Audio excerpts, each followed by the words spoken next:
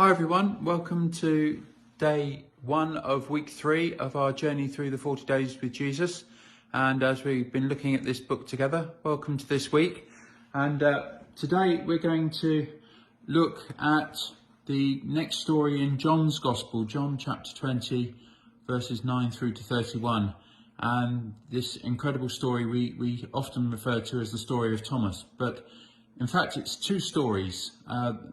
Firstly, the story of Jesus meeting with the 10 disciples and others in the upper room on the evening of the first day of the week. And then it's later that Jesus meets with Thomas.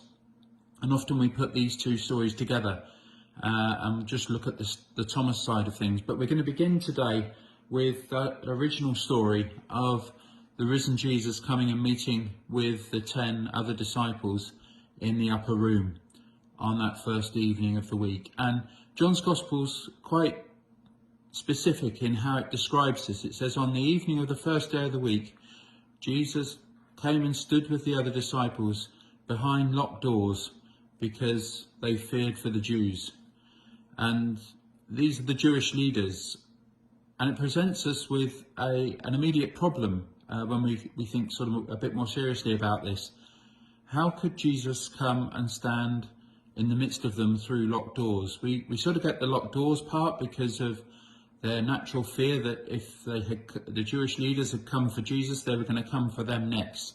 That's not so much the problem, but the problem is, what about this image of Jesus? Was he a ghost? Well, both Luke's Gospel and John's Gospel are quite specific about this, and as we've looked at in the past, John doesn't write things just frivolously. He's very careful about how he writes things.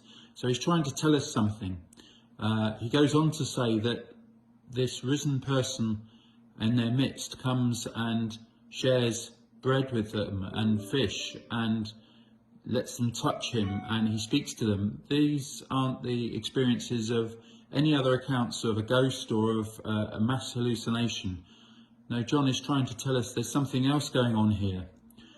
But then you would expect him to sort of say, well, Jesus came and stood in their midst after they'd opened the doors, and a bit like Lazarus, how amazing it was. He'd been resuscitated and emerged again from the tomb and now was amongst them alive again.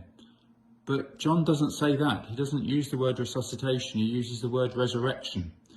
And this provided both the people of his day and indeed all of us right up to the present day with a fairly big challenge. How then could Jesus be both physical, someone who eats and speaks and touches, and yet also seem to appear and disappear at will through locked doors even? It doesn't all make sense. And yet this is the very claim that John and the early Christians have made down the centuries. And it sort of inspires us to think about these things, and we're going to be looking at this in a bit more detail this week. But at the very heart of it is this idea that Jesus didn't sort of die and then emerge again from a tomb, came back to life again. In fact, the Christian claim has always been he went through death and out the other side into new life. And how that impacts on us is that we too, at some point in our lives, will eventually die. But the Christian belief has always been not just that we will die and go to be with God in heaven, but that we'll die, go to be with God in heaven, and then in the fullness of time, when Jesus comes again, we too will be resurrected with him on earth.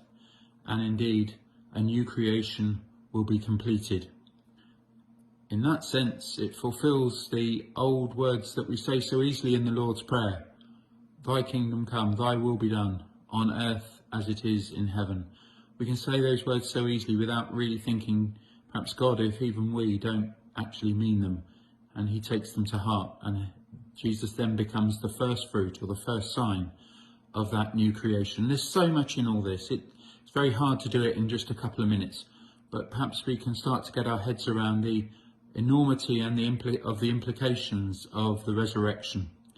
And if you're interested in all this, a person called Tom Wright has written about it in a book called Surprised by Hope. I've put that up for you if you'd like to look at that.